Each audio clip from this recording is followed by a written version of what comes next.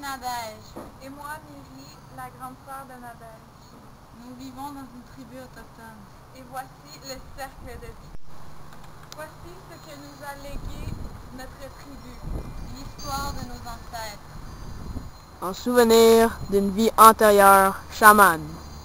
Quand le vent balayait les grandes plaines de l'ouest et chassait les nuages dans l'immensité, j'y voyais quelquefois des signes manifestes, messages naturels par le ciel envoyé. Je vivais sur cette terre au sein de ma tribu, garant de nos coutumes, de notre mémoire. Nous n'étions pas alors un peuple déchu. L'homme blanc n'avait pas encore pris nos territoires.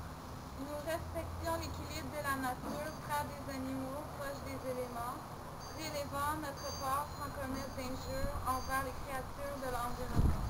En harmonie avec les arbres, la rivière, nous connaissions des plantes, les poissons, les vertus. Nous adaptant à la forêt et au désert, sachant nous orienter même la nuit venue. Les bêtes, le langage nous était familier, du cri de la chouette au hurlement du loup. Nous nous en servions aussi pour communiquer et leur observation nous apportait beaucoup. Moi, je passais des heures ainsi à regarder, à écouter la vie avec mon intuition, à saisir, à comprendre et à interpréter les signes sur lesquels s'appuyaient mes prédictions. J'étais chaman, homme médecine, un peu sorcier au service des autres mettant mes connaissances. J'invoquais les esprits pour nous les concilier, tout reposait sur l'étendue de ma puissance. La venue de l'homme blanc a tout bouleversé, amenant le triomphe des forces obscures, mais malgré les massacres, notre identité a su se préserver à travers sa culture.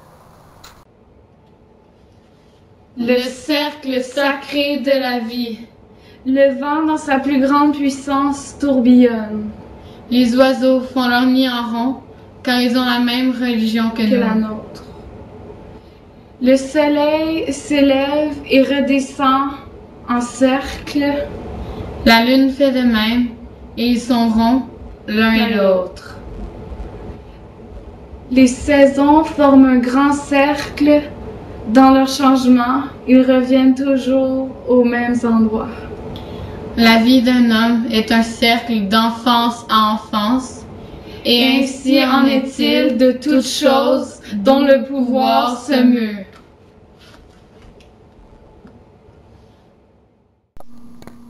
Chaque cadran du cercle représente un des 4 points cardinaux. L'Est représente le printemps et l'origine de toute vie, le passage de l'esprit à l'humain. Ici commence le cheminement d'une vie.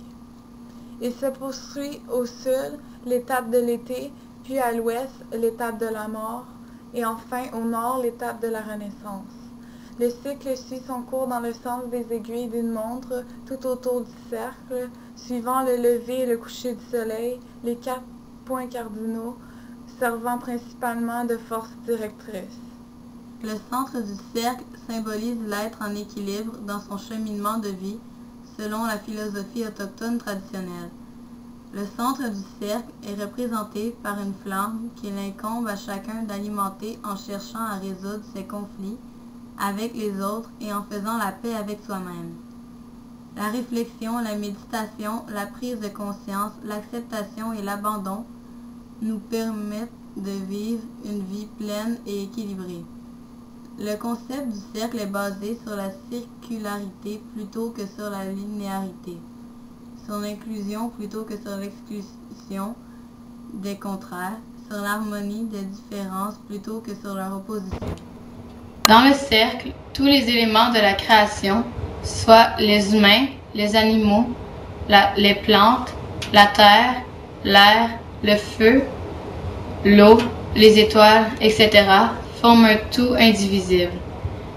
C'est une chaîne infinie qui unit tous ces éléments égalitaires.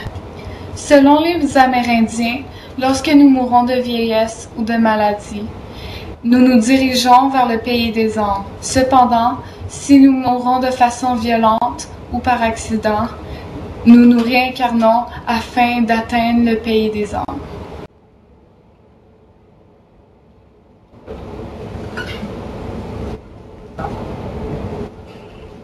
Ceci était l'histoire des sœurs, deux jeunes filles surnommés Nadège et Myrie.